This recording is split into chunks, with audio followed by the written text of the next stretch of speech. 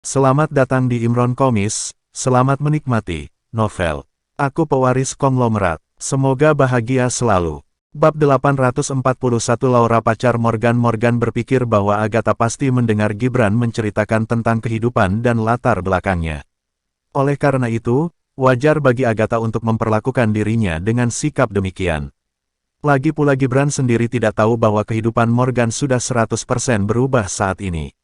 Gibran juga masih menganggap Morgan sama seperti sebelumnya. Hanya saja Morgan merasa Agatha bukanlah gadis sederhana seperti yang terlihat. Meskipun Agatha sangat menghina Morgan di dalam hatinya, dia tidak menunjukkannya sedikitpun. Oleh karena itu, teman-teman Morgan yang lain tidak bisa mengetahuinya, dan hanya Morgan yang bisa merasakannya. Hal ini menunjukkan bahwa gadis ini pasti sangat licik. Kepribadian Gibran yang periang dan lugu mungkin tidak bisa menangani gadis seperti ini.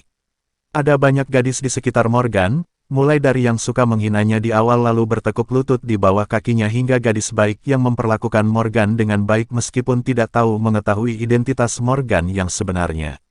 Oleh karena itu, Morgan merasa dirinya sangat akurat dalam menilai gadis yang ada di hadapannya saat ini. Hanya saja Morgan tidak banyak bicara. Lagi pula mereka baru saja bertemu, dan Morgan tidak bisa memastikan apakah penilaiannya tadi benar-benar akurat. Selain itu, meskipun akurat, hal-hal ini tidak ada hubungannya dengan Morgan. Meskipun Gibran adalah sahabatnya, tetapi Morgan juga tidak bisa terlalu mencampuri urusan pribadinya, apalagi itu urusan percintaan. Setelah Morgan bertukar sapa sebentar dengan ketiga gadis yang berada di dalam ruangan, dia kemudian duduk, dan pelayan restoran pun mulai menyajikan hidangan. Mungkin karena orang-orang ini sudah lama tidak bertemu, suasana di dalam ruangan terasa sangat ramai dan hangat. Semua orang mengobrol sambil makan dan mengingat apa yang terjadi saat mereka masih SMA. Sementara di sisi lain, Shirley merasa bahwa Morgan saat ini terlihat sedikit berbeda dengan Morgan sebelumnya. Gadis itu pun kemudian berinisiatif untuk bertanya kepada Morgan, "Morgan, apa saja kesibukanmu di kampus? Apa kamu sering mengikuti kegiatan kampus atau beberapa organisasi?" Morgan hanya menjawab Shirley dengan sederhana, "Tidak. Aku hanya bekerja paruh waktu dan menghadiri kelas." Shirley menatap Morgan dan terus bertanya, "Apa kamu sudah pacar?" "Iya," jawab Morgan sambil sedikit mengangguk, kemudian diam-diam menghela napas, dan berkata dalam hatinya, "Aku tidak hanya punya pacar, aku bahkan punya tunangan, dan aku juga punya 2 simpanan." Tentu saja, Morgan tidak mungkin mengucapkan kata-kata ini secara langsung, dan bahkan jika Morgan mengatakannya, orang-orang ini mungkin tidak akan mempercayainya. Ketika Shirley mendengar kata-kata Morgan, kilatan keterkejutan muncul di matanya. Dia dengan cepat berlari ke sisi Morgan, dan berkata dengan nada sangat ingin tahu, "Ya ampun, aku tidak menyangka Morgan, hebat juga kamu ternyata. Kamu bahkan punya pacar, apakah kamu punya fotonya? Tunjukkan padaku, aku ingin tahu seperti apa pacarmu." "Aku tidak punya fotonya," kata Morgan sambil tertawa. Shirley menarik Morgan dan berkata, "Tidak mungkin. Kamu sudah bersama gadis itu, bagaimana mungkin kamu tidak memiliki fotonya? Cepat tunjukkan fotonya padaku." Ketika Morgan mendengar kata-kata Shirley, ada sedikit ketidakberdayaan di mata Morgan. Dia tahu bahwa jika dia tidak menunjukkan foto itu kepada Shirley hari ini, dia tidak akan pernah melepaskannya. Jadi setelah ragu-ragu sejenak, dia mengeluarkan ponselnya, lalu membolak-balik album foto. Morgan dan Leona tidak pernah berfoto bersama, jadi wajar saja tidak ada foto Leona di ponselnya. Akan tetapi Morgan menemukan foto Laura, jadi Morgan menyerahkan ponselnya kepada Serti dan berkata dengan lembut, "Ini pacarku." Shirley dengan cepat mengambil ponsel Morgan dan melihatnya, lalu ekspresi terkejut muncul di matanya. Dia segera menatap Morgan dan berkata, "Morgan, bagaimana kamu bisa begitu hebat? Kamu menemukan pacar yang begitu cantik. Coba aku lihat, aku ingin melihatnya juga." Gibran dan Arjuna pun terlihat penasaran. Mereka merebut ponsel dari tangan Shirley dengan cepat, lalu menatap Morgan dengan iri dan berkata, "Morgan, kamu benar-benar memiliki kehebatan yang tersembunyi. Bagaimana kamu bisa mendapatkan pacar yang cantik?" "Ya, gadis itu terlalu cantik untuk menjadi pacarmu," ujar Arjuna seraya menghela napas, lalu mengulurkan tangan dan menggaruk kepalanya. Dia kemudian berkata dengan suara yang agak bingung, "Tapi kenapa gadis ini tampak tidak asing bagiku, ya?" "Oh, aku juga merasa sedikit akrab ketika kamu mengatakan itu, Timpal Gibran, lalu menatap Morgan ke atas dan ke bawah, dan berkata lembut pada Morgan, "Morgan, siapa nama pacarmu? Apa aku mengenalnya?" Morgan tidak terlalu memikirkannya dan langsung menjawab, "Laura." Ketika semua orang mendengar kata-kata Morgan, mereka tidak bisa menahan keterkejutannya. Setelah Shirley sadar, dia langsung memukul punggung Morgan, dan berkata dengan ekspresi yang sangat marah, "Cukup, Morgan, beraninya kamu mempermainkanku."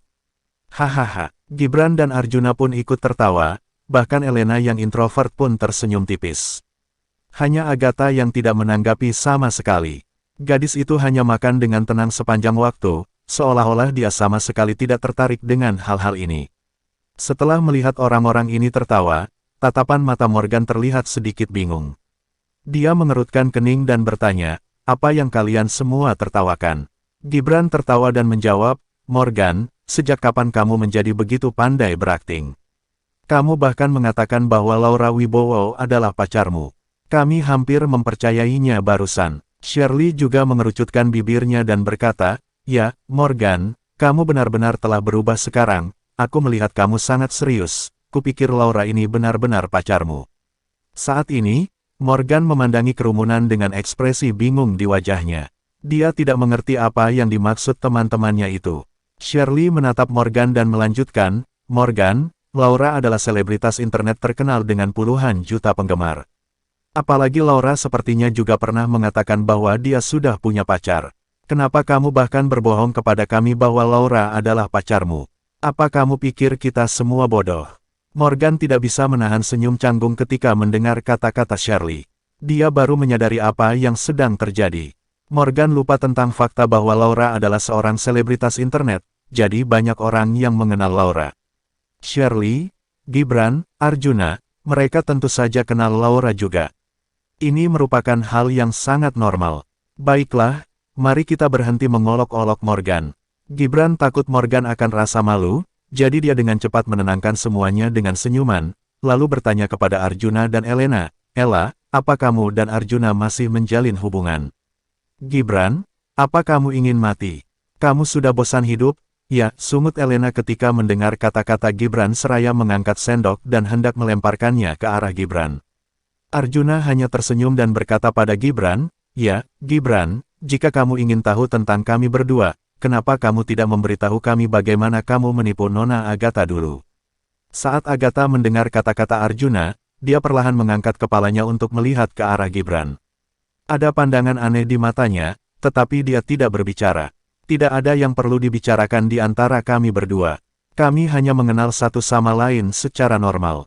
Lalu aku menyukai Agatha," jawab Gibran dengan enteng, lalu tampak enggan melanjutkan pembicaraan tentang topik ini. Dia kemudian berkata dengan suara rendah kepada Morgan, "Morgan, ayo temani aku ke kamar kecil." "Ayo." Morgan mengangguk ringan, lalu bangkit dan mengikuti Gibran keluar ruangan. Bab 842 Masalah Gibran. Morgan dan Gibran meninggalkan ruangan dan langsung menuju ke kamar kecil restoran. Setelah masuk ke kamar kecil, Gibran dengan terampil mengeluarkan sebungkus rokok dari bawah saku bajunya dan menawarkan sebatang rokok kepada Morgan. Morgan memandang Gibran dan menggelengkan kepalanya dengan lembut. "Aku tidak merokok." Gibran tersenyum, lalu menyalakan sebatang rokok, dan merokok dengan tenang. Morgan menoleh untuk melihat ke arah Gibran, lalu bertanya pada Gibran dengan lembut, "Kapan kamu belajar merokok?" "Saat kamu di SMA, aku ingat kamu tidak merokok."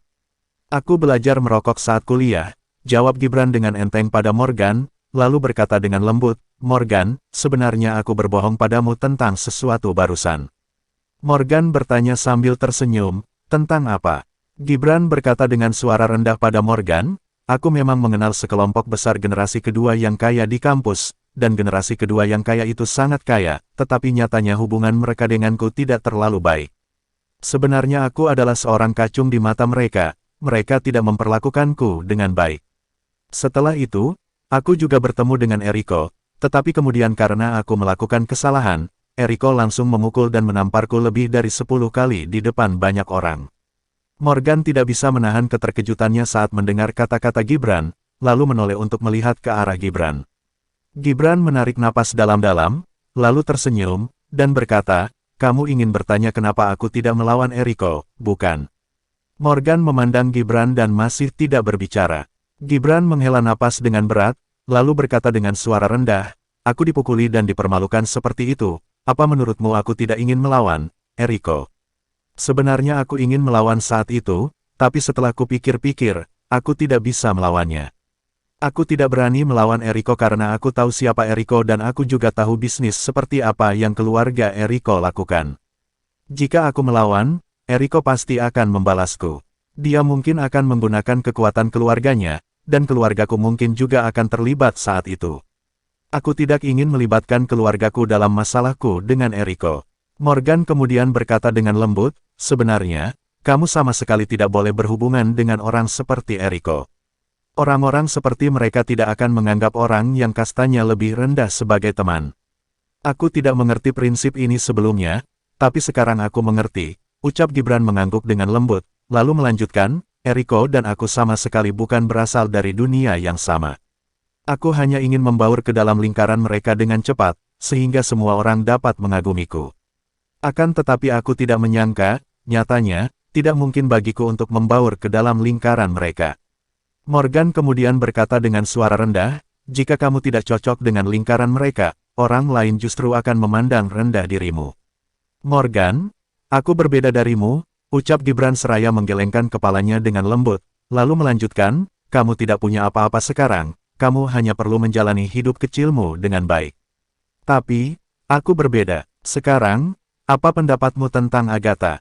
Morgan memandang Gibran dan tidak berbicara, karena Morgan tidak tahu bagaimana menilai Agatha, akan tetapi Morgan tahu bahwa tidak mudah bagi Gibran untuk mengendalikan Agatha. Gibran sama sekali tidak menunggu Morgan menjawab pertanyaannya tadi, dan dia langsung melanjutkan, "Agatha sebenarnya pacarku, tetapi dia ingin menyembunyikan hubungan kami. Agatha sangat materialistis dan realistis.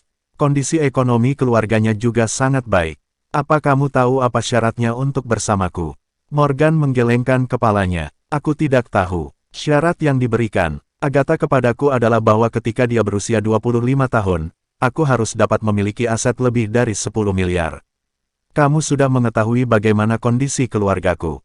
Jika aku ingin memiliki 10 miliar sebelum dia berumur 25 tahun, itu jelas tidak mungkin. Jadi, aku hanya bisa memilih untuk bekerja keras agar bisa masuk ke dalam lingkaran orang-orang seperti Eriko. Mungkin jika mereka dengan senang hati menuntunku menghasilkan uang, aku masih bisa memiliki harapan. Kalau tidak, aku tidak akan punya harapan sama sekali. Pada awalnya, aku pikir hal-hal semacam itu terlalu sederhana. Aku baru menyadari bahwa aku sangat konyol." Gibran langsung membuang puntung rokoknya ke tempat sampah, lalu lanjut berkata, "Jika aku tidak bisa memenuhi syarat Agatha saat dia berumur 25 tahun, dia akan memilih putus denganku. Ketika kamu bersama seorang gadis seperti Vivi, aku benar-benar memandang rendah dirimu di dalam hatiku.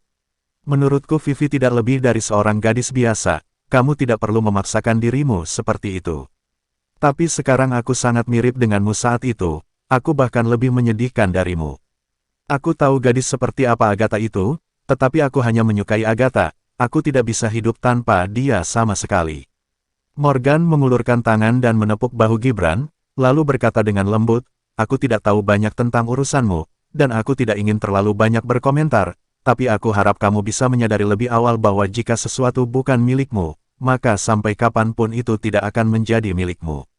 Agatha sekarang memintamu untuk memiliki 10 miliar, dan mungkin ada lebih banyak permintaan di masa depan.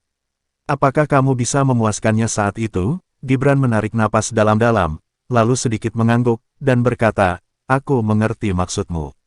Morgan kemudian berkata dengan datar, "Tentang Eriko, aku sudah memberinya pelajaran untukmu.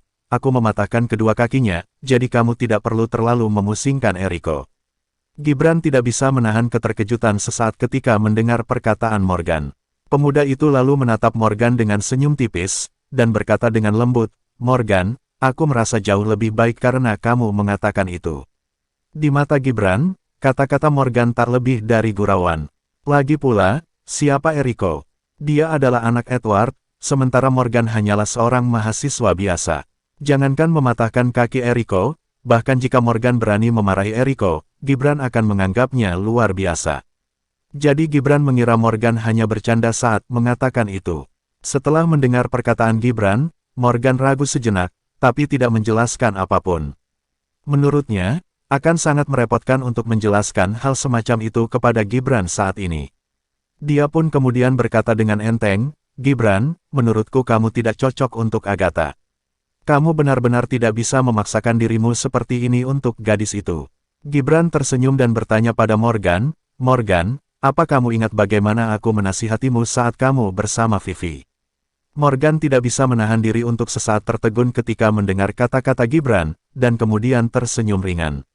Lalu dia berkata dengan lembut, "Kamu benar. Kamu dapat memahami beberapa hal dengan jelas hanya jika kamu mengalaminya sendiri. Tidak peduli apa yang orang lain katakan atau bagaimana membujukmu, kamu tidak bisa mendengarkannya. Aku harap kamu bisa segera sadar akan hal ini. Kuharap aku bisa segera menyadari hal ini suatu hari nanti."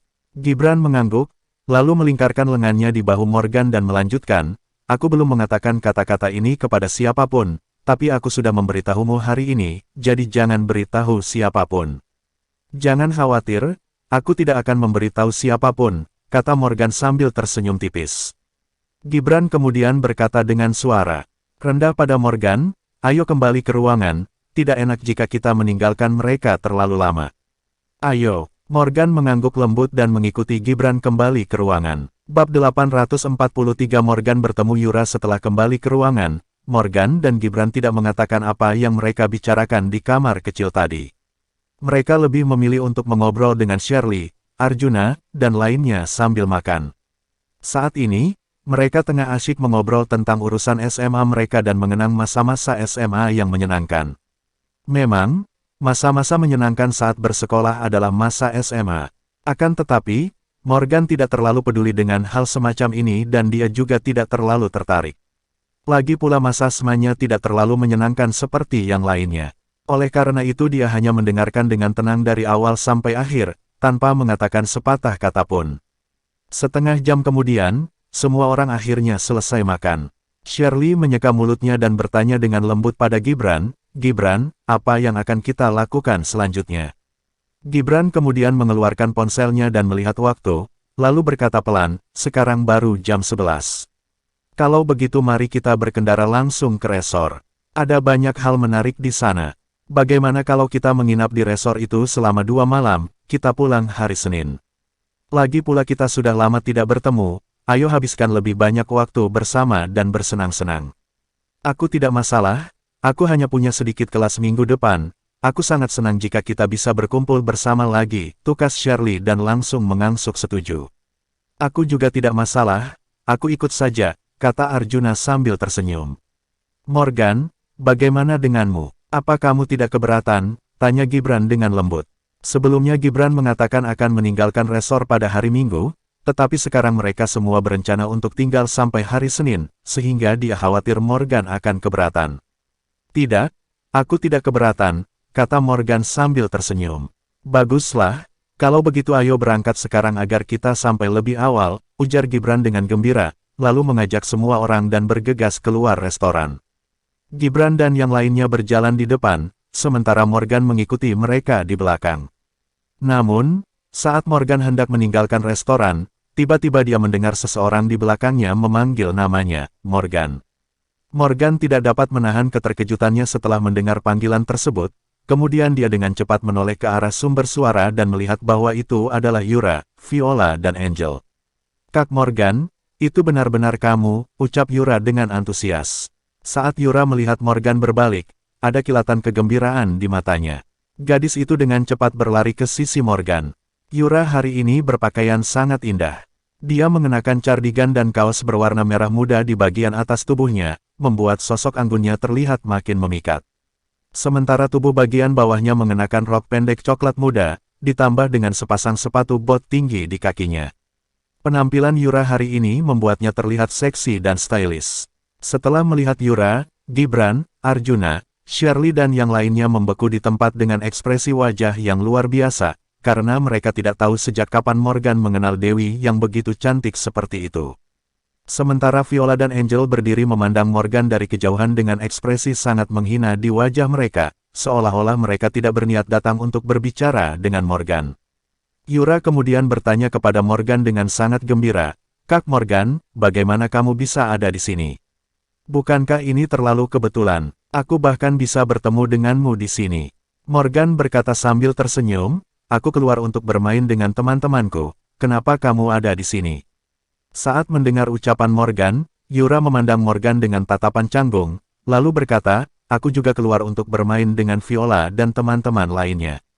Sebenarnya, Yura awalnya bermaksud memberitahu Morgan tentang perjalanannya, tetapi Viola dan Angel tidak setuju untuk membawa Morgan bersamanya, jadi Yura tidak memberitahu Morgan tentang hal ini.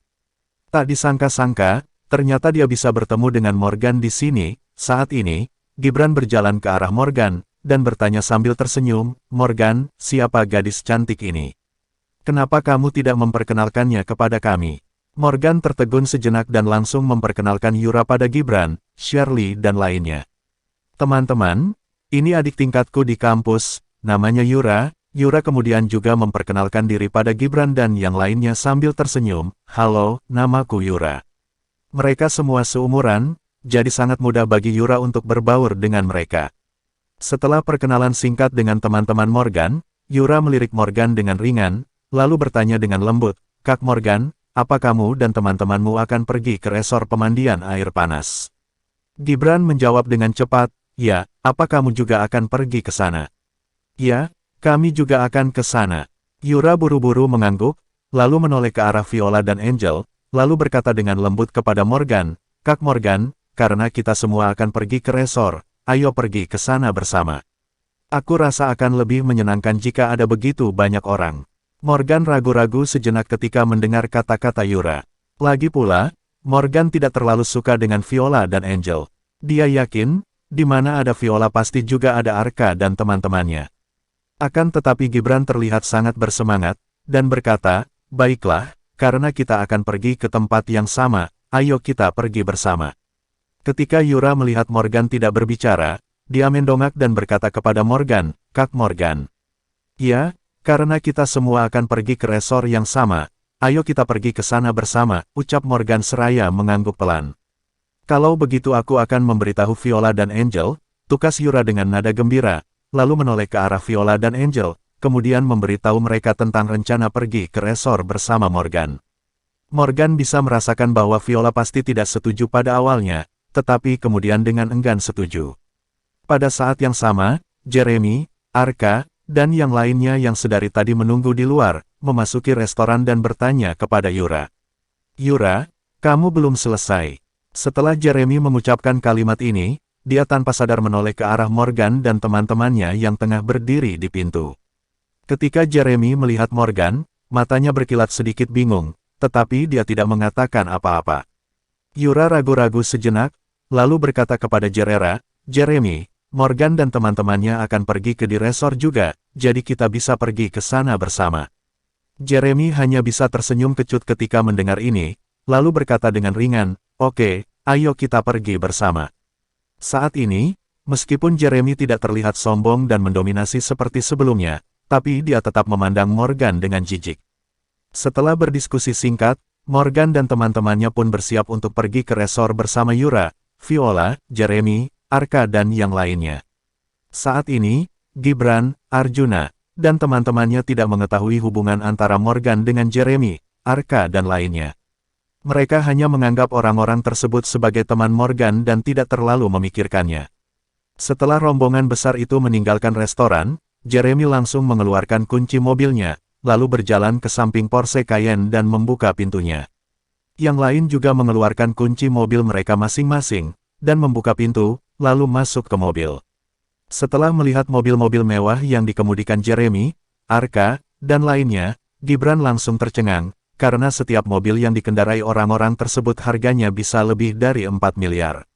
Hal itu tentu saja membuat Mercedes-Benz. Gibran tampak terlalu buruk jika dibandingkan dengan mobil-mobil mewah tersebut, bahkan mata Agatha pun berkilat sedikit terkejut. Dia tidak menyangka bahwa teman-teman Morgan ternyata begitu kaya. Bab 844 hubungan sebenarnya setelah Agatha melihat Jeremy, Arka, dan yang lainnya masuk ke mobil mewah tersebut, sebuah keterkejutan terpancar di matanya yang indah. Gadis itu kemudian berkata dengan lembut kepada Gibran, aku tidak menyangka, temanmu yang terlihat begitu biasa itu ternyata bisa mengenal begitu banyak tuan muda di kota Surabaya. Gibran membeku sesaat ketika mendengar ucapan Agatha, lalu mengerutkan kening, dan bertanya, apa kamu kenal orang-orang itu, Agatha? Agatha sangat paham dengan situasi di kota Surabaya. Ditambah lagi, Agatha sendiri sangat realistis. Jadi dia pasti tahu sedikit tentang tuan muda seperti Arka dan Jeremy. Kemudian dia berkata, iya, aku pernah bertemu mereka di pesta ulang tahun temanku. Pemuda yang itu bernama Jeremy, dia dari keluarga Sandika. Sementara pemuda yang itu bernama Arka, ayahnya seingatku adalah wali kota. Mereka semua adalah orang-orang kaya generasi kedua yang sangat terkenal di kota Surabaya, jadi tentu tidak mudah bagi temanmu itu untuk mengenal orang-orang seperti mereka. Oh, jadi begitu. Gibran sedikit mengangguk saat mendengar perkataan Agatha, tetapi tidak banyak bicara. Hanya saja ada kilatan aneh di matanya. Jeremy, Arka, dan lainnya semua datang menggunakan mobil super mewah, sedangkan Gibran hanya menggunakan Mercedes-Benz. Shirley juga mengendarai Beetle Pink hari ini, jadi mereka bertiga, Morgan, Arjuna, dan Agatha, duduk di Mercedes Gibran, sedangkan Shirley dan Elena duduk di Beetle. Setelah Jeremy, Arka, dan yang lainnya melihat semua orang sudah berada di dalam mobil, mereka langsung menuju ke lokasi resor pemandian air panas. Mungkin karena hubungan Yura dengan Morgan, baik Jeremy maupun Arka tidak mengambil inisiatif untuk memprovokasi Morgan kali ini. Mereka juga tidak berbicara dengan Morgan, seolah-olah mereka langsung menganggap Morgan dan teman-temannya sebagai angin lewat. Namun Morgan tidak mempermasalahkan hal itu. Lagi pula, Gibran, Arjuna, dan teman lainnya ada bersamanya. Jadi Morgan tidak ingin terlibat konflik dengan Jeremy, Arka, dan lainnya. Arka yang duduk di kursi penumpang, dengan lembut bertanya kepada Jeremy yang tengah mengemudi, apakah semuanya sudah diatur di resor. Jeremy menjawab Arka dengan enteng, jangan khawatir, aku punya teman yang mengenal pemilik resor itu, dan aku punya hubungan baik dengan mereka, jadi semua yang ada di sana sudah diatur, baguslah kalau begitu. Apa yang akan kamu lakukan dengan Morgan dan teman-temannya nanti? Tanya Arka. Arka teringat akan pertengkarannya dengan Morgan di kampus terakhir kali. Dia masih membenci Morgan di dalam hatinya, dan selalu mencari kesempatan untuk membalas dendam pada Morgan. Bisa dibilang kebencian Arka terhadap Morgan tidak kalah dengan Jeremy. Hehe, Morgan, iya. Jeremy tidak bisa menahan cibiran setelah mendengar ini, lalu berkata dengan ringan, aku sudah menyelidiki latar belakang Morgan beberapa waktu lalu, dan menemukan bahwa cerita Morgan ini sangat menarik. Dia ternyata memiliki hubungan dengan sepupuku, Sylvana. Selain itu, hubungan mereka benar-benar tidak biasa. Arka tertegun sejenak, dan bertanya pada Jeremy dengan ekspresi yang sangat bingung, mungkinkah Morgan mengejar sepupumu sekaligus mengejar Yura? Jeremy berkata dengan tidak yakin, entahlah, tapi menurut penyelidikan, hubungan Morgan dengan sepupuku Sylvana jelas tidak sesederhana teman biasa, tapi aku tidak begitu jelas seperti apa hubungan mereka.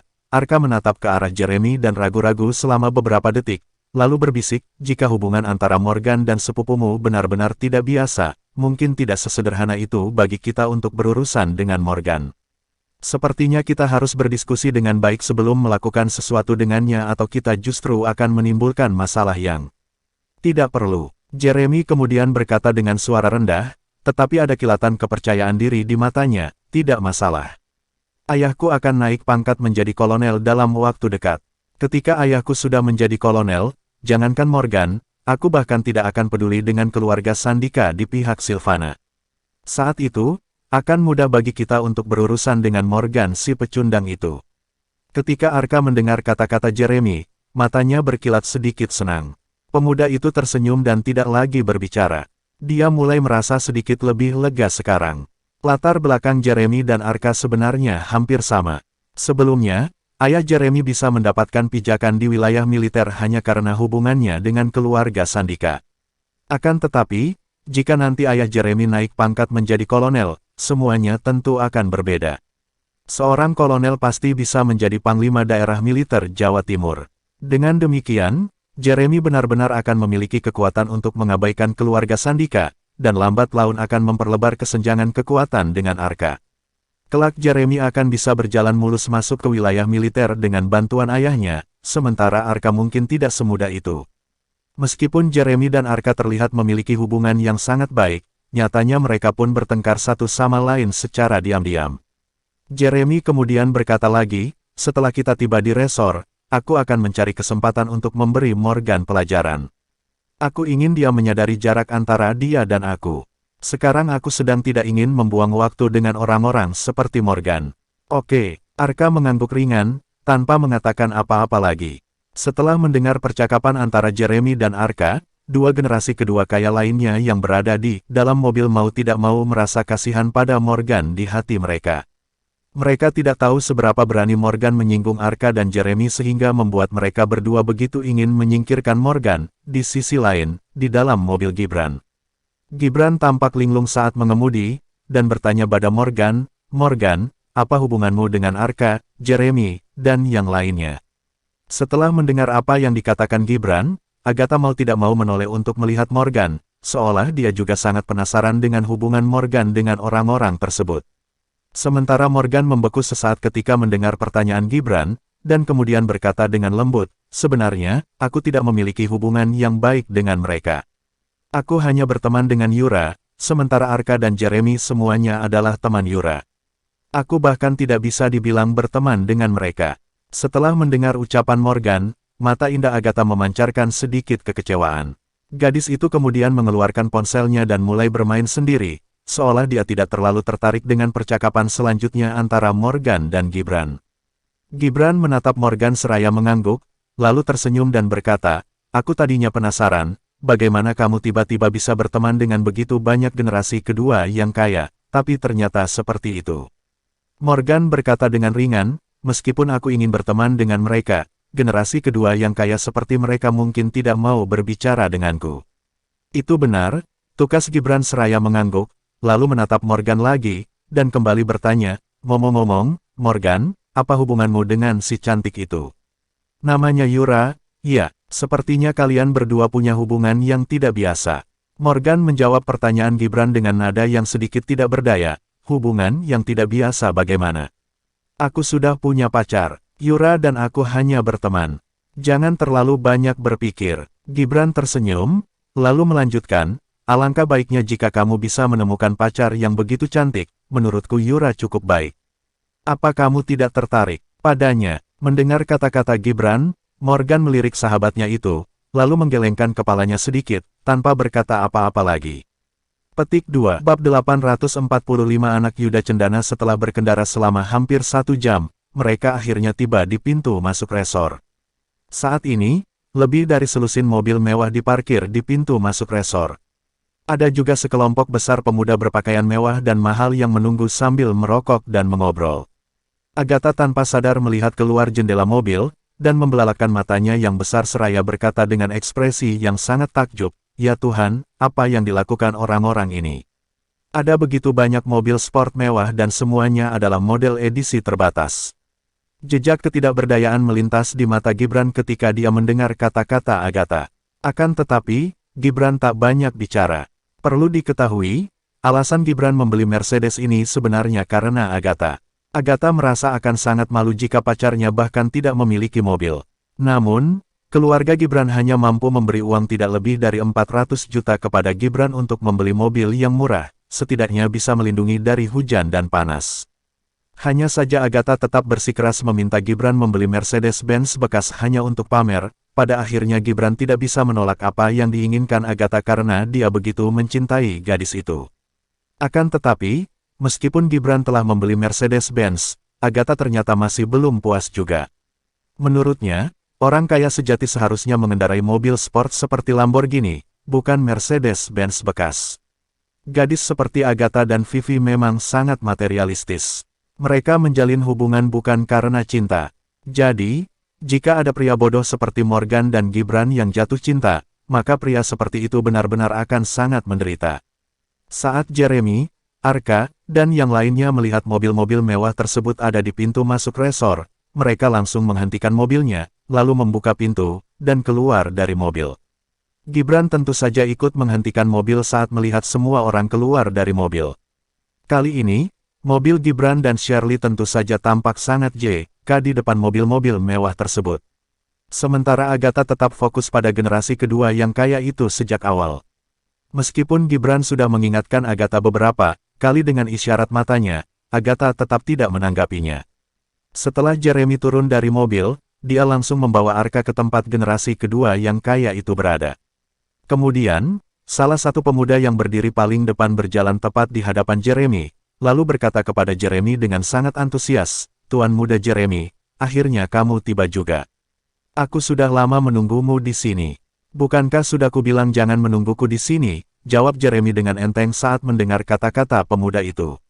"Sial, Tuan muda Jeremy datang ke sini sendiri, bagaimana mungkin aku tidak datang untuk menyambutmu?"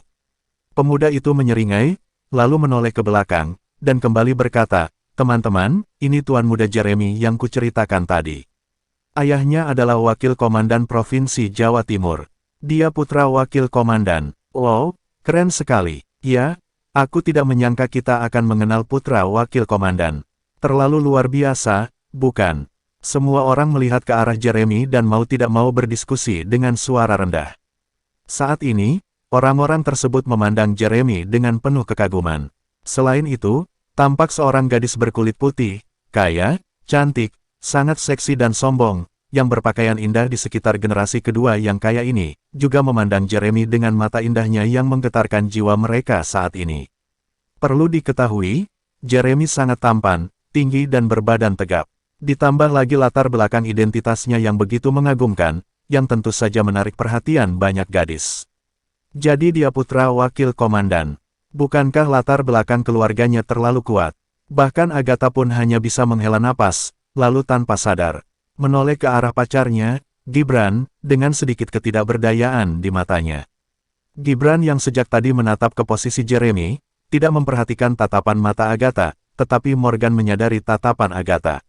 Morgan tahu dalam hatinya bahwa saat ini, gadis seperti Agatha hanya bersama Gibran karena dia tidak bisa menemukan calon yang lebih cocok untuknya. Kelak begitu Agatha menemukan kandidat yang lebih cocok, dia pasti akan meninggalkan Gibran tanpa pikir panjang. Diam-diam Morgan mulai mengkhawatirkan Gibran. Dia takut Gibran tidak akan bisa menanggung masalah ini saat Agatha menemukan pria yang lebih cocok.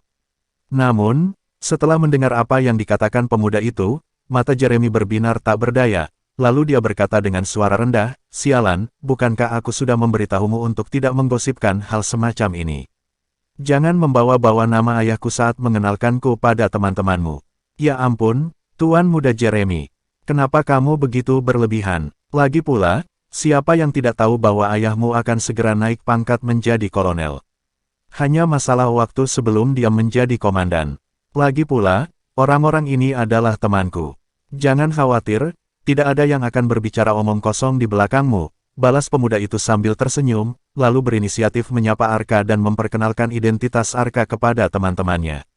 Setelah semua orang tahu bahwa Arka adalah putra wali kota, wajah mereka tampak lebih terkejut. Sebelumnya putra seorang wakil komandan dan sekarang putra wali kota juga datang, asal-usul kedua orang ini benar-benar mengerikan.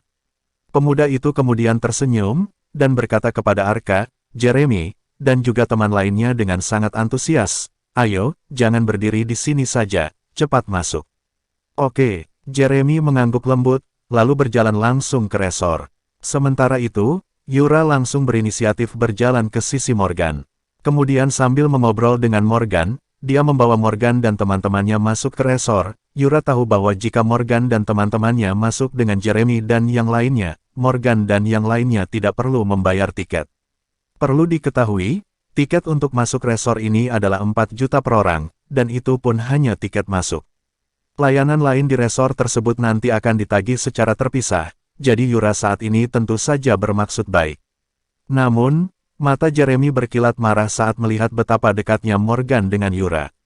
Kemudian dia menoleh dan berkata kepada pemuda di sampingnya, "Kuharap kamu bisa membantuku memberi pelajaran pada seseorang saat aku sampai di resor." Memberi pelajaran pada seseorang. Pemuda itu hanya bisa membeku ketika mendengar ucapan Jeremy. "Ya, ada seorang laki-laki yang sangat dekat dengan gadis yang kusukai. Aku ingin memberinya pelajaran. Apa ada masalah? Apa kamu keberatan membantuku?" tanya Jeremy dengan suara rendah. Pemuda itu kemudian memamerkan giginya, dan berkata sambil tersenyum, "Hehe, jika kamu yang meminta bantuan, aku tidak bisa mengatakan apa-apa lagi. Tentu saja aku tidak keberatan dengan masalah ini." Jangan khawatir, aku akan mengurus hal kecil ini. Jeremy mengangguk pelan dan berkata, baguslah kalau begitu. Pemuda itu kemudian menoleh ke belakang setelah ragu sejenak. Dia melihat bahwa Jeremy membawa banyak gadis cantik kali ini.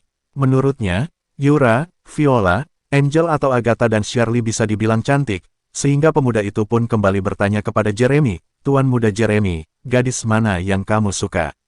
Jeremy berkata dengan enteng, itu yang mengenakan cardigan merah muda, gadis paling cantik. Hehe, ya, dia memang yang paling cantik.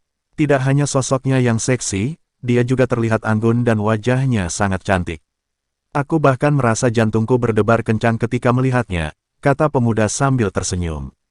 Jeremy berkata dengan nada acuh tak acuh, ayahnya adalah Yuda Cendana. Pemuda itu langsung membeku setelah mendengar kata-kata itu. Bab 846 Naka, Yuda Cendana adalah ayahnya.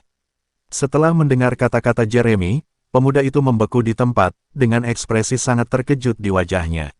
Dengan terbata-bata dia bertanya, Kak Jeremy, kamu tidak berbicara tentang Yuda Cendana dari Surabaya, kan? Jeremy menoleh dan melirik pemuda itu, lalu berkata dengan wajah tanpa ekspresi, betul, aku membicarakan Yuda Cendana. Pria yang melawan Johnson Lewis waktu itu. Apa kamu berani menyukai putri dari Yuda Cendana? Seberapa besar nyalimu? Mendengar itu, pemuda tersebut menatap Jeremy dan mengerjapkan matanya. Kemudian dia tersenyum canggung dan berkata dengan lembut, kurasa aku tidak cocok dengannya. Mungkin hanya kamu yang layak untuk putri dari Yuda Cendana, jadi lebih baik aku melupakan niat untuk menyukainya. Aku tidak memiliki keberanian untuk menyukai putri dari orang seperti Yuda Cendana. Jeremy hanya tersenyum ringan dan tidak banyak bicara. Setelah ragu-ragu sejenak, pemuda itu kembali bertanya kepada Jeremy dengan lembut, kalau begitu yang berdiri di samping Yura sekarang adalah sainganmu. Ya, itu orang yang aku maksud. Namanya Morgan. Jeremy mengangguk tanpa berpikir. Hehe, aku tidak menyangka anak ini cukup berani. Siapa dia? Tanya pemuda itu dengan hati-hati. Dia bukan siapa-siapa, bahkan tidak punya latar belakang yang penting. Dia hanya orang biasa, kata Jeremy dengan sangat santai. Baguslah kalau begitu. Aku lega mendengar kata-katamu. Berani-beraninya dia merebut pacar Kak Jeremy. Menurutku anak ini benar-benar tidak sabar untuk mati. Kalau begitu lihat saja bagaimana aku akan menghadapinya kali ini, kata pemuda itu dengan suara pelan dan sorot mata yang sinis. Jeremy tiba-tiba teringat bahwa Arka juga pernah dikalahkan oleh Morgan, jadi dia dengan lembut mengingatkannya, orang ini sangat ahli bela diri. Sebaiknya berhati-hatilah. Hehe, apa yang bisa dia lakukan jika dia ahli bela diri? Tukas pemuda itu seraya tersenyum sinis setelah mendengar ucapan Jeremy, dan melanjutkan, apa kamu tahu siapa pemilik resor ini? Siapa? Tanya Jeremy. Pemuda itu berkata dengan nada yang sangat percaya diri, resor ini adalah milik bos kami, Pak Rafael dari Bali. Sekarang dikelola oleh Tuan Muda Revaldo, putra Pak Rafael. Saat aku tahu kamu akan datang, aku langsung menghubungi Tuan Muda Revaldo. Tuan Muda Revaldo putra Pak Rafael. Mata Jeremy menunjukkan sedikit keterkejutan setelah mendengar ucapan pemuda itu. Iya, Pak Rafael, apa kamu tahu siapa dia? Seharusnya kamu lebih tahu dariku. Saat ini, Pak Rafael bisa dikatakan sangat berkuasa, dan bisnisnya tersebar di mana-mana, terutama di Bali. Jika ada hal yang buruk terjadi, para petinggi bahkan tidak akan berani menyinggung perasaan Pak Rafael. Ayahku kebetulan bekerja sama dengan bisnis Pak Rafael, jadi aku punya kesempatan untuk bertemu dengan Tuan Muda Revaldo. Pemuda itu kemudian berhenti sejenak seraya memandang Jeremy, dan melanjutkan, resor ini dikelola oleh Tuan Muda Revaldo, jadi apa yang bisa Morgan lakukan meskipun dia adalah seorang ahli seni bela diri? Aku tidak percaya Morgan memiliki keberanian untuk melawan Tuan Muda Revaldo. Jeremy mengerti maksud dari perkataan pemuda itu dan mengangguk lembut seraya berkata, baguslah kalau begitu. Pemuda itu kembali berkata untuk mengingatkan Jeremy dengan lembut, ngomong-ngomong, kamu dan Tuan Muda Revaldo harus saling mengenal dengan baik. Kupikir Tuan Muda Revaldo pasti akan mengambil alih bisnis ayahnya di masa depan, jadi tidak ada salahnya jika kamu menjalin hubungan yang baik dengan Tuan Muda Revaldo. Kurasa aku akan fokus di wilayah militer di masa depan. Jadi aku tidak punya banyak kesempatan untuk berhubungan dengan Revaldo. Apalagi orang seperti ini memiliki latar belakang hitam, tidak baik bagiku. Untuk terlalu dekat dengannya, ujar Jeremy menjawab dengan datar, lalu menoleh untuk melihat ke arah Arka yang ada di sampingnya, dan berkata dengan lembut kepada Arka, "Arka, kamu mungkin bisa lebih sering berhubungan dengan tuan muda Revaldo ini. Lagi pula, kalian berdua pasti akan memiliki banyak kesempatan untuk bertemu di masa depan. Meskipun dia tidak berada di provinsi yang sama dengan kita, tidak ada salahnya untuk mengenal satu sama lain." Ya, aku tahu," sahut Arka seraya mengangguk dengan lembut, dan tidak mengatakan apa-apa lagi. Beberapa menit kemudian, Morgan, Gibran, dan teman-temannya mengikuti Jeremy, Arka dan yang lainnya masuk ke resor. Resor yang mereka datangi kali ini memang sangat terkenal di 4 provinsi, dan dapat dikatakan sebagai resor termewah.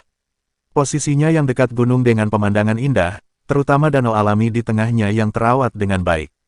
Air danau yang jernih tampak seperti cermin besar yang memantulkan seluruh pemandangan di sekelilingnya, bahkan dasar danau pun bisa terlihat dengan jelas. Oleh karena itu, banyak tamu yang datang ke tempat ini untuk berwisata. Apalagi di akhir pekan, resor ini bisa dipastikan penuh dengan pengunjung, dan beberapa orang bahkan tidak bisa memesan hotel karena sudah penuh. Dari sini terlihat bahwa resor ini memang sangat menguntungkan. Kalau tidak, bos besar seperti Rafael tidak akan menginvestasikan ratusan miliar untuk membangun resor seperti itu. Sesaat kemudian, Morgan dan yang lainnya pun memasuki resor. Setelah berada di dalam resor, mereka semua langsung tertarik dengan pemandangan di dalam resor. Beberapa gadis terlihat langsung mengeluarkan ponsel mereka satu persatu dan mulai memotret. Gibran berjalan ke samping Morgan, dan berkata kepada Morgan sambil tersenyum, "Morgan, aku tidak menyangka teman-temanmu ini begitu terhormat. Kita bahkan tidak perlu membeli tiket masuk tadi, padahal aku dengar tiket tempat ini tidak murah." Yura kemudian menoleh ke arah Gibran, lalu berkata sambil tersenyum, "Kalian tidak hanya tidak perlu membeli tiket, tetapi aku juga sudah meminta Jeremy untuk mengatur kamar untuk kalian, kalau tidak, kalian pasti tidak akan bisa memesan kamar." Gibran membeku sesaat setelah mendengar kalimat yang baru saja diucapkan Yura, lalu bertanya dengan ekspresi yang sangat tidak percaya, "Benarkah?" "Tentu saja itu benar," balas Yura buru-buru seraya mengangguk ringan ke arah Gibran. Gibran pun tersenyum senang mendengar ucapan Yura, lalu berkata dengan sangat antusias, "Kalau begitu aku harus berterima kasih banyak padamu, terima kasih atas bantuannya, Nona Yura." Yura tampak sedikit malu-malu, dan berkata pada Gibran, "Sama-sama. Kalian semua adalah teman Kak Morgan. Jadi kalian temanku juga." Namun, sejenak Gibran ragu-ragu setelah melihat sikap Yura, lalu melanjutkan bertanya, "Nona Yura, ngomong-ngomong, apa hubunganmu dengan Morgan?" Yura dengan cepat menjawab, "Kakak Morgan dan aku hanya berteman." "Oh." Gibran mengangguk penuh arti, tapi tidak banyak bicara. Sementara di sisi lain, saat pemuda itu membawa Jeremy, Arka, dan lainnya masuk ke resor, mereka melihat seorang pemuda tampan berjalan ke arah mereka. Pemuda itu mengenakan jas putih, wajahnya sangat tampan, memiliki perangai yang luar biasa, dan menunjukkan senyum tipis di wajahnya. Ketika pemuda bernama Naka, yang dari tadi berada di samping Jeremy, melihat pemuda itu, dia langsung kaget. Dia segera berlari ke arah pemuda tersebut, dan berkata dengan hormat, "Tuan Muda Revaldo, kenapa Anda keluar secara pribadi?" Pemuda itu menjawab dengan enteng, "Bukankah kamu bilang bahwa orang-orang ini adalah temanmu? Aku harus menyambut mereka untukmu, bukan?"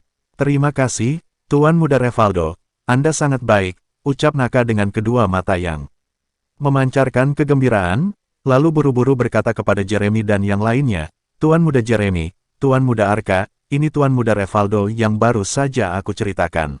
Bab 847. Tuan Muda Revaldo mendengar kalimat tersebut, Jeremy langsung berjalan ke hadapan Revaldo, lalu berinisiatif menyapa Revaldo. Meski Revaldo belum terlalu tua, tetapi auranya sangat mendominasi. Dia juga terlihat sangat arogan, sehingga membuat orang yang melihat merasa harus menghormatinya. Namun, di antara begitu banyak orang, Revaldo hanya tertarik pada Arka dan Jeremy, sedangkan yang lain, Revaldo bahkan terlihat seolah tidak ingin melihat mereka. Setelah mengobrol dengan Jeremy dan Arka beberapa patah kata, dia kemudian berkata dengan tatapan kosong, "Baiklah, ayo masuk." Awalnya, Gibran berencana memanfaatkan kesempatan ini untuk berkenalan dengan pemuda tersebut. Akan tetapi Gibran tidak pernah menyangka bahwa Revaldo sama sekali tidak berniat untuk berbicara dengannya, sehingga mau tidak mau Gibran hanya bisa diam saja dengan ekspresi sedikit kecewa.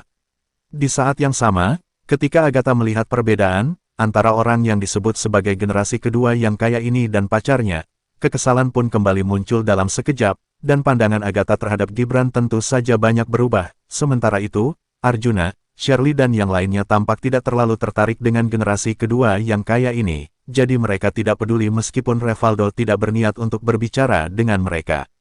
Setelah semua orang memasuki resor, mereka melihat bahwa dekorasi resor memang sangat indah, dan membuat orang merasa seperti berada di luar negeri.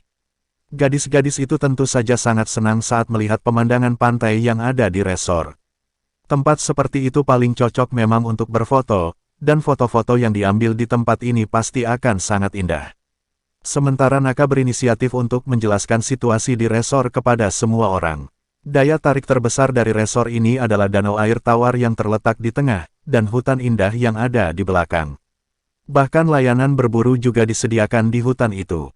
Hanya saja orang-orang yang hadir tidak terlalu tertarik dengan kegiatan berburu. Kebanyakan dari mereka, terutama para gadis, lebih suka dengan kegiatan menyelam dan berenang di sebelah danau air tawar. Selain itu, ada lebih dari 10 villa mengapung di resor ini. Villa-villa ini dibangun di atas danau. Villa-villa tersebut dirancang dengan lantai serta dindingnya semuanya terbuat dari kaca, sehingga membuat orang-orang merasa seolah tinggal di dalam danau. Villa mengapung ini dapat dianggap sebagai tempat terbaik dari resor ini. Hampir setiap tahun banyak wisatawan yang memesan villa-villa tersebut untuk sekadar berfoto atau bahkan menginap. Tentu saja villa seperti itu harga sewanya juga sangat mahal. Selain itu, resor ini juga menyediakan makanan gratis bagi wisatawan dengan varian hidangan yang beraneka ragam, mulai dari makanan biasa sampai yang mewah. Setelah mendengarkan penjelasan Naka, orang-orang pun terkejut. Mereka tidak pernah menyangka bahwa resor kecil tersebut ternyata memiliki begitu banyak layanan yang terbilang sangat mewah, seperti klub kelas atas di serial TV. Arjuna, Shirley, dan lainnya tentu saja makin heboh. Kapan lagi orang biasa seperti mereka bisa datang ke tempat semacam ini? Tentu saja mungkin ini hanya akan menjadi kali pertama dan terakhir bagi mereka. Morgan, di sisi lain, menunjukkan wajah yang tenang. Meski resor ini sangat mewah, tetapi masih ada perbedaan tertentu dibandingkan dengan Villa Onsen Horizon. Morgan tentu saja tidak akan menunjukkan terlalu banyak keterkejutan.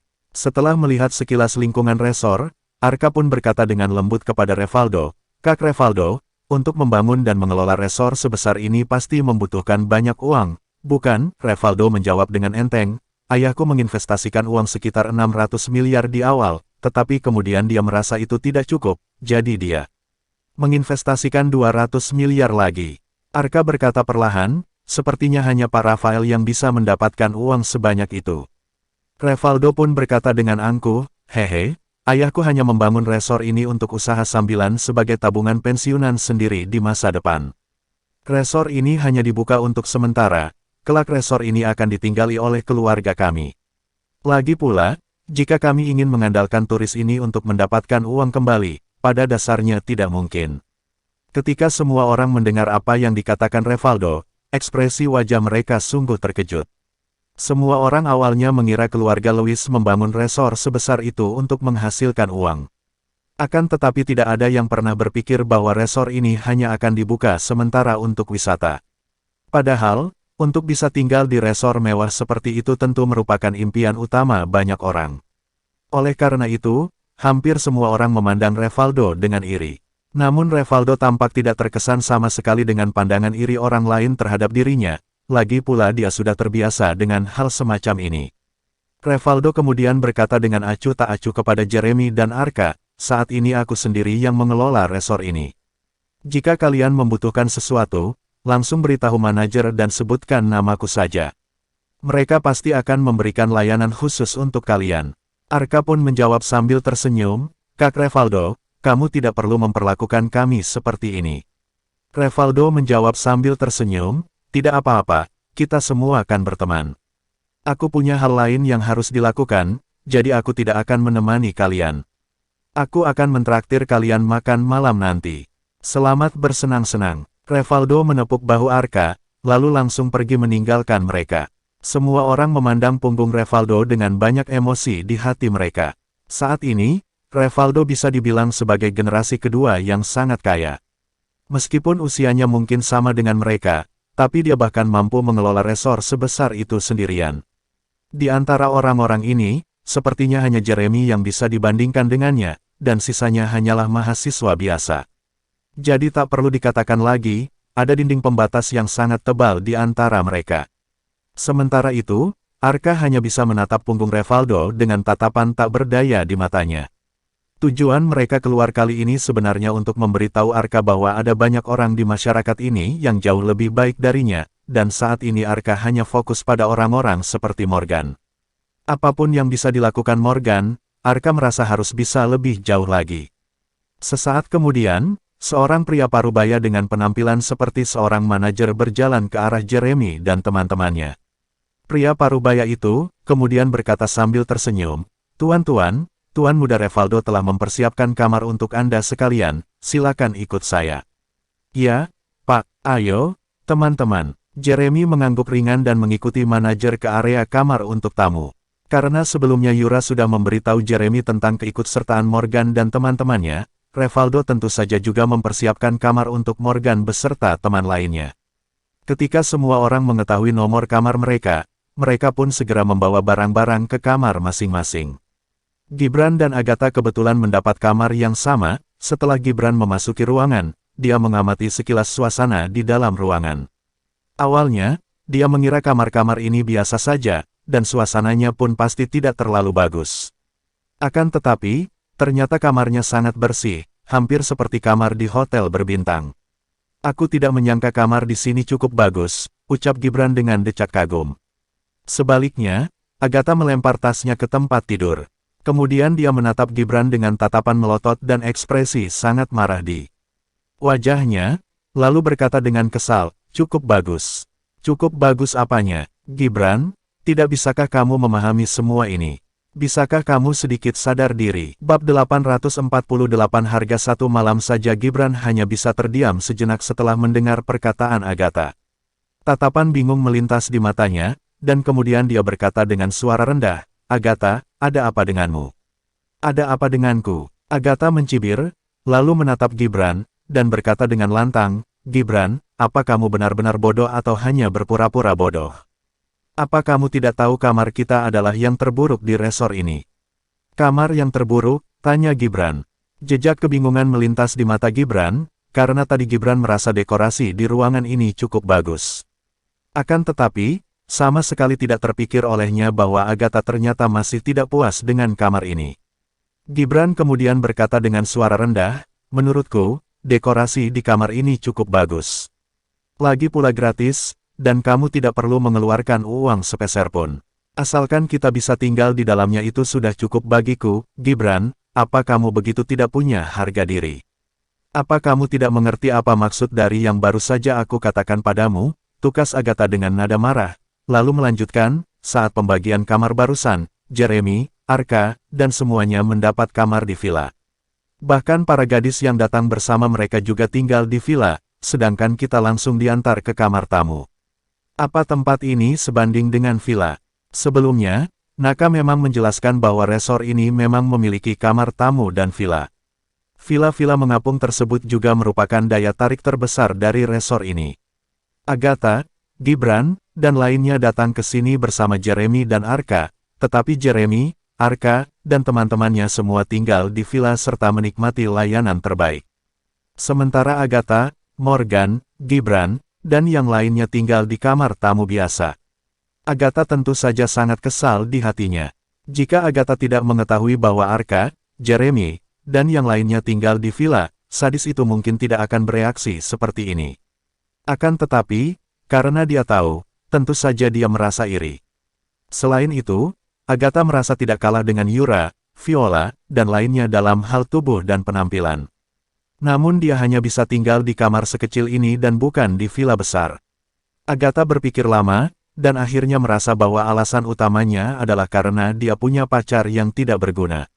Arka dan Jeremy bisa mengobrol dan tertawa dengan orang-orang seperti Revaldo, sementara pacarnya sendiri, Gibran, bahkan tidak bisa mengucapkan sepatah kata pun.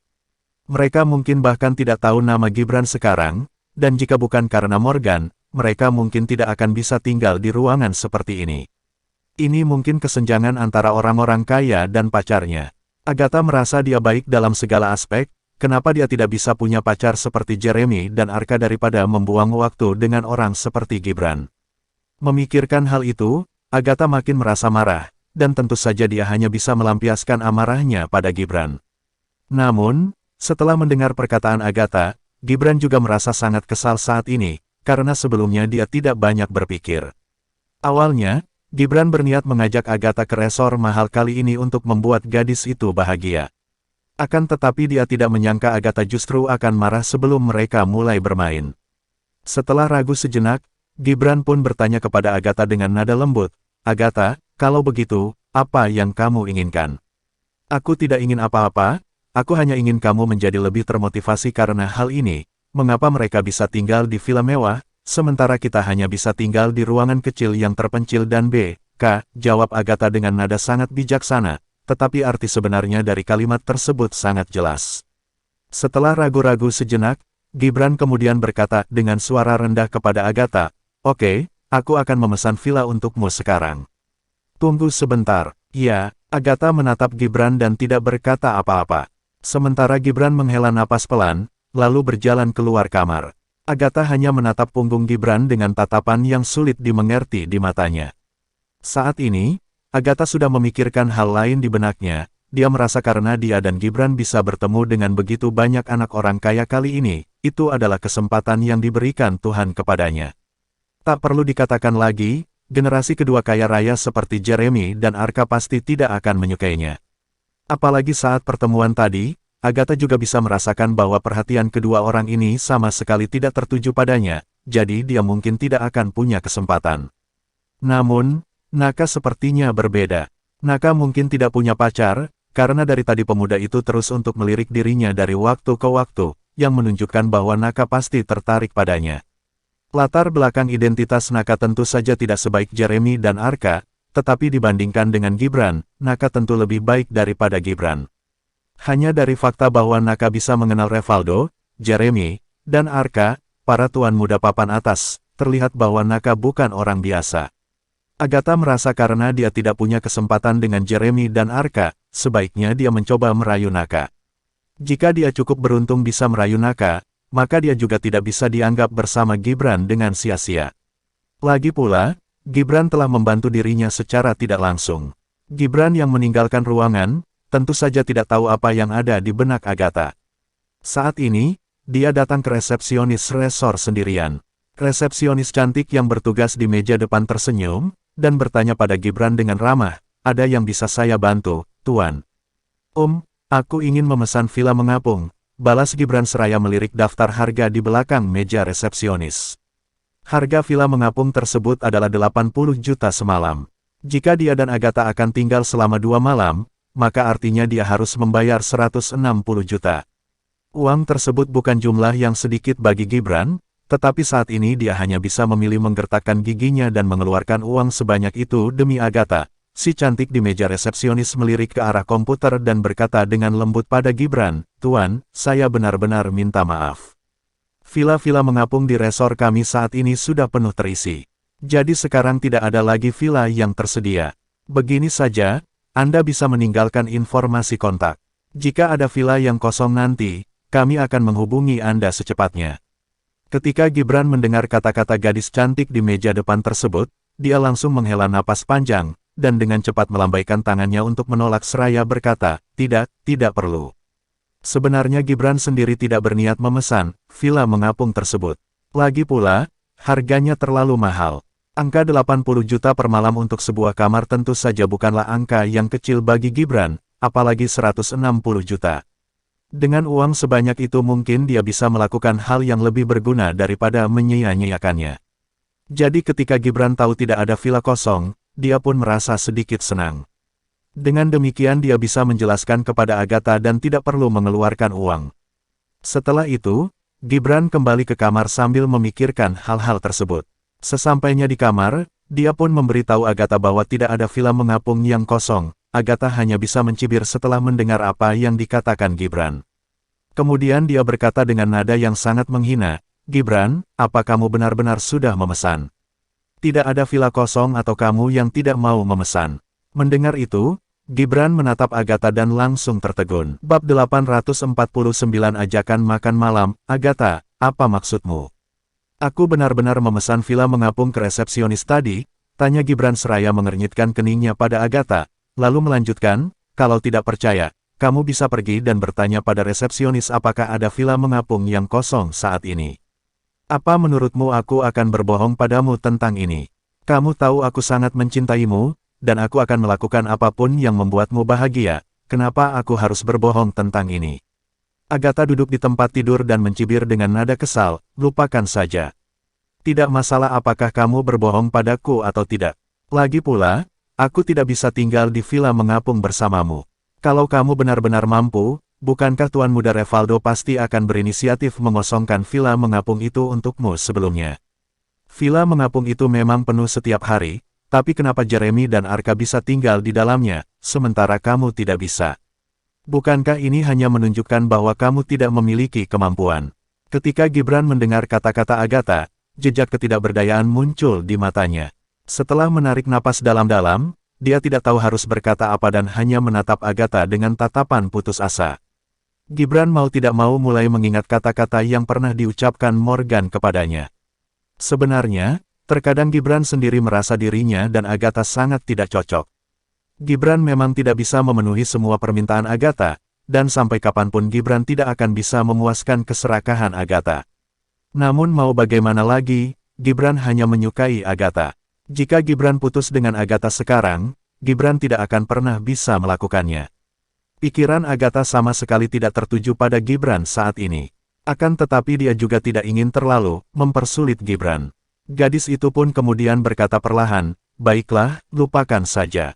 Jangan berdiri saja di situ. Meskipun kamu tidak bisa memesan villa, setidaknya kita masih punya tempat untuk menginap. Lagi pula kita hanya tinggal 2 hari di sini. Gibran ragu-ragu selama beberapa detik setelah mendengar kata-kata Agatha. Kemudian dia segera berkata dengan suara rendah, Agatha, jangan khawatir, meskipun aku tidak bisa membuatmu tinggal di villa besar sekarang, tapi cepat atau lambat aku akan membuatmu tinggal di dalamnya, percayalah padaku. Namun, Agatha memandang Gibran dengan jijik setelah mendengar kalimat ini dan tidak banyak bicara. Di sisi lain, di kamar Morgan dan Arjuna. Setelah Morgan memasuki ruangan, dia tidak merasa ada yang salah dengan ruangan itu. Apalagi, saat ini Morgan tinggal sekamar dengan Arjuna. Keduanya berbaring di tempat tidur untuk beristirahat. Saat Arjuna berbaring di tempat tidur, dia berkata pada Morgan sambil tersenyum, Morgan, aku tidak menyangka ternyata kamu cukup dihormati seperti itu. Kamu tidak hanya membawa kita ke resor secara gratis, tetapi juga membuat kita bisa tinggal di kamar gratis. Dengan begitu kita tidak perlu mengeluarkan banyak uang, Morgan dengan cepat menjelaskan, mereka hanya mengatur kamar untuk kita demi Yura. Aku tidak mengenal generasi kedua yang kaya itu. Sungguh menakjubkan kamu bisa mengenal gadis kulit putih, kaya, dan cantik seperti itu, tidak seperti aku. Arjuna terdiam sejenak, seperti memikirkan sesuatu.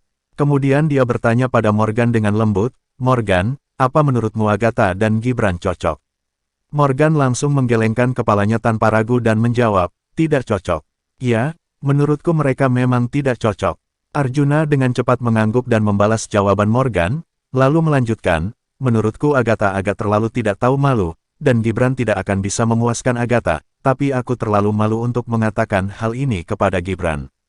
Hal-hal yang kamu katakan itu, sebenarnya Gibran juga sudah tahu di dalam hatinya. Hanya saja terkadang orang yang terobsesi pada sesuatu memang sulit melepaskan hal itu, sementara kita orang luar tidak punya hak untuk membujuknya, bahkan jika itu karena kita peduli padanya dan demi kebaikannya, kata Morgan dengan enteng.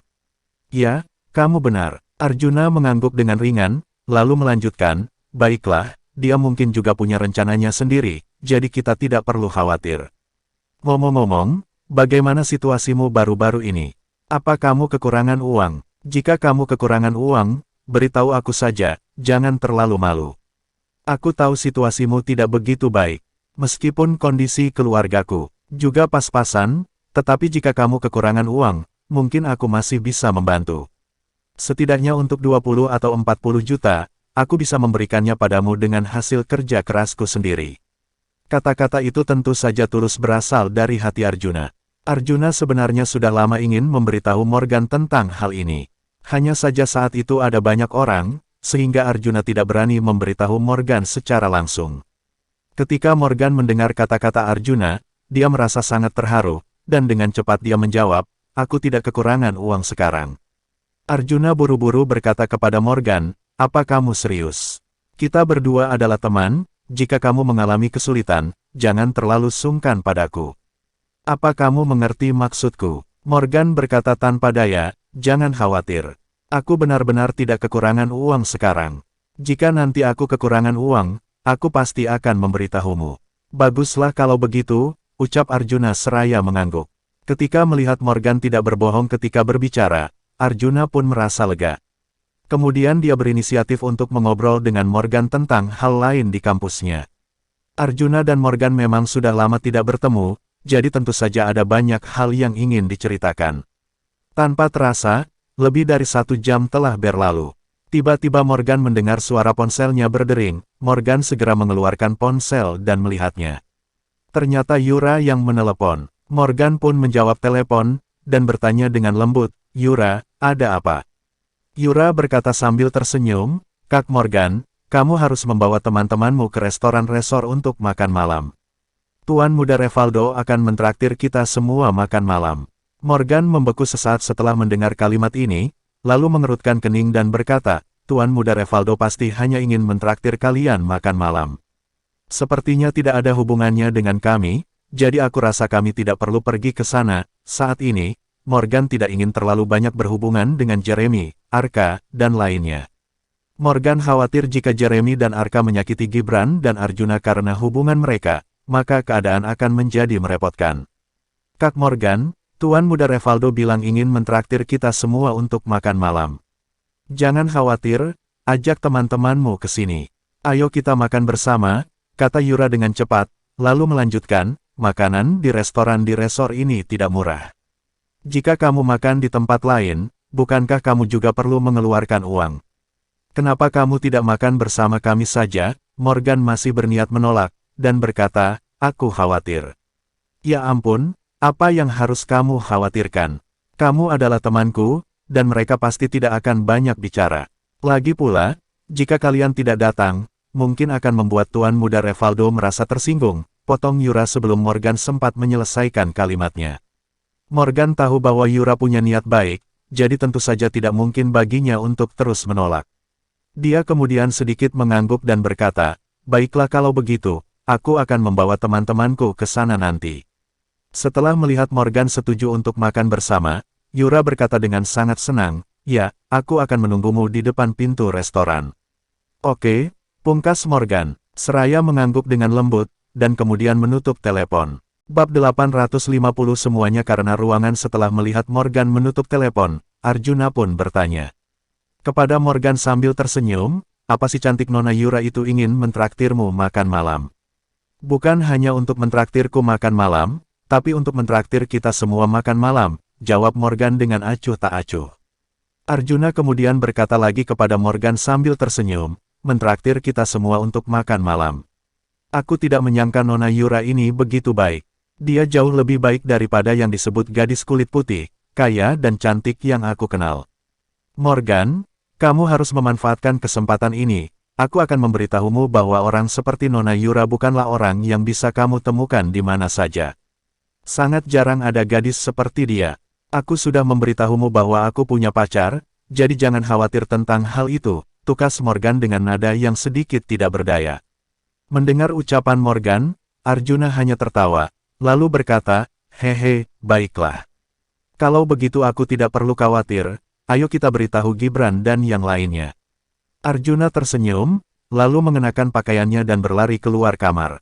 Lebih dari 10 menit kemudian, Morgan, Gibran, Arjuna, Agatha, Shirley, dan Elena tiba di depan restoran yang disebutkan Yura. Restoran tempat Revaldo mentraktir Jeremy, Arka, dan yang lainnya untuk makan adalah restoran termewah di seluruh resor. Umumnya, yang bisa makan di restoran ini bukanlah orang biasa. Ketika Morgan dan rombongannya tiba di pintu masuk restoran, mereka melihat Yura dan Viola sedang menunggu mereka. Yura melambai ke arah Morgan dengan antusias. Kak Morgan, di sini. Viola, di sisi lain, menunjukkan ekspresi acuh tak acuh di wajahnya. Kemudian dia berkata dengan malas, akhirnya kalian datang juga, ayo cepat masuk. Setelah mendengar apa yang dikatakan Viola, semua orang terlihat agak malu. Akan tetapi, tidak ada yang berani berkomentar. Beberapa menit kemudian, Yura dan Viola memimpin Morgan dan rombongannya ke dalam ruangan. Namun, setelah mereka masuk ke ruangan, Morgan melihat Revaldo belum muncul. Semua orang secara acak memilih tempat duduk, tetapi karena Jeremy, orang-orang yang dibawa oleh Arka, dan Morgan tidak saling mengenal, jadi wajar saja tidak ada yang berinisiatif untuk berbicara dengan mereka. Sebaliknya, beberapa gadis di dalam ruangan tersebut terlihat sedang asyik mengobrol dengan tenang.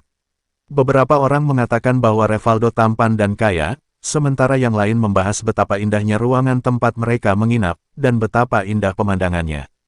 Mereka bisa melihat pemandangan danau langsung dari kamar. Setelah mendengar apa yang dikatakan gadis-gadis tersebut, Agatha tahu bahwa bahkan ada pelayan khusus dan kolam renang di villa mereka. Agatha memikirkan kamar kecilnya dengan hanya satu kamar tidur dan kamar mandi kecil yang menyedihkan. Pada saat ini, Agatha menjadi semakin marah di dalam hatinya. Dia tidak bisa menahan diri untuk tidak menoleh dan menatap Gibran dengan tajam. Sementara Gibran hanya bisa duduk diam tak berdaya, dan tidak tahu harus berbuat apa.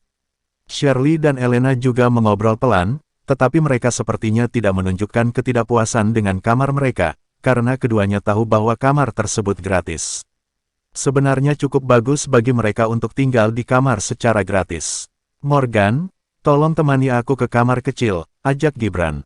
Pemuda itu sepertinya berpikir akan membosankan jika menunggu Revaldo untuk waktu yang lama. Ditambah lagi, Agatha memandangnya dengan sangat tajam, jadi Gibran ingin pergi ke kamar kecil untuk merokok. Oke, ucap Morgan seraya memandang Gibran dan mengangguk lembut, lalu bangkit dan meninggalkan ruangan itu bersama Gibran. Setelah keluar dari ruangan, Morgan sepertinya melihat ada yang tidak beres di mata Gibran, jadi dia berinisiatif untuk bertanya kepada Gibran, apa ada sesuatu yang terjadi? Kenapa kamu terlihat sangat tidak bahagia? Gibran menghela napas pelan, dan berkata enteng, sebenarnya tidak ada yang salah, hanya masalah sepele. Morgan memandang Gibran dengan senyum tipis, lalu berkata dengan lembut, masalah sepele seperti apa? Ceritakan padaku. Gibran memandang Morgan dan ragu-ragu. Kemudian dia langsung berkata dengan suara rendah, Hufat, sebenarnya bukan masalah besar, tetapi Agatha marah karena orang lain tinggal di villa, sementara kita tinggal di kamar kecil. Dia merasa tidak puas dan iri. Tadi ketika dia mendengar orang-orang mengatakan betapa bagusnya suasana di villa, dia pasti lebih tidak bahagia di hatinya, jadi lebih baik aku keluar untuk bersembunyi. Oh, jadi begitu. Morgan menatap Gibran dan mengangguk dengan lembut. Gibran sepertinya khawatir Morgan akan salah paham, jadi dia dengan cepat menjelaskan kepada Morgan, Morgan, aku tidak bermaksud lain ketika aku mengatakan itu. Jangan salah paham, gadis itu memang suka membandingkan. Kupikir itu juga sangat normal. Akan lebih baik jika dia bisa melupakannya dan menerima apa yang sudah kita dapatkan. Morgan mengangguk dengan lembut setelah mendengar kata-kata Gibran dan tidak mengatakan apa-apa lagi. Padahal, jika Morgan ingin memesan villa mengapung untuk Agatha dan Gibran sekarang, itu akan menjadi hal yang sangat sederhana, yang diperlukan Morgan hanyalah menelepon Rafael. Bagaimanapun, Rafael adalah pemilik resor ini, dan Morgan juga pernah bertemu dengan Rafael di arena tantangan sebelumnya. Hanya saja, Morgan tidak ingin melakukan hal itu karena merasa Agatha sama sekali tidak cocok dengan Gibran, dan dia tidak pantas mendapatkan perlakuan baik dari Morgan. Jika Agatha memaksa keduanya putus karena hal kecil ini, maka menurut Morgan itu justru hal yang baik. Ketika Gibran melihat Morgan tidak berbicara, dia pun menyalakan sebatang rokok dan tidak mengatakan apa-apa lagi. Namun, pada saat yang sama, di dalam ruangan, Agatha sedang berusaha merayu Naka. Dari waktu ke waktu, dia terus berinisiatif untuk berbicara dengan Naka. Naka yang melihat penampilan dan sosok Agatha tidak terlalu buruk dalam segala aspek, tentu saja tidak akan menolak kesempatan itu. Lagi pula, tidak ada lelaki manapun yang akan menolak inisiatif seorang gadis cantik yang mau melemparkan diri ke dalam pelukannya, terutama seorang playboy seperti Naka yang sudah bermain dengan banyak gadis. Dia tentu saja akan sangat santai menghadapi situasi seperti itu, sementara Agatha tidak tahu bahwa dengan kemampuannya, mustahil mengikat playboy seperti Naka. Tidak semua generasi kedua yang kaya itu tidak punya otak. Terutama generasi kedua yang kaya seperti Naka yang sudah bertemu dengan banyak gadis.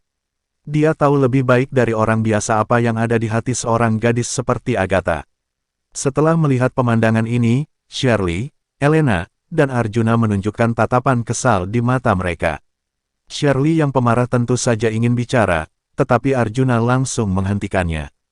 Meski Agatha selalu berusaha menutupi hubungannya dengan Gibran, tetapi sebagai teman dekat, mereka bertiga tentu saja tahu apa hubungan Agatha dan Gibran sebenarnya. Apalagi sekarang Gibran dan Agatha menginap dalam satu kamar. Arjuna merasa jika Shirley angkat bicara saat ini, bisa jadi akan membuat Gibran makin terlihat buruk. Jadi lebih baik berpura-pura tidak melihat apa-apa.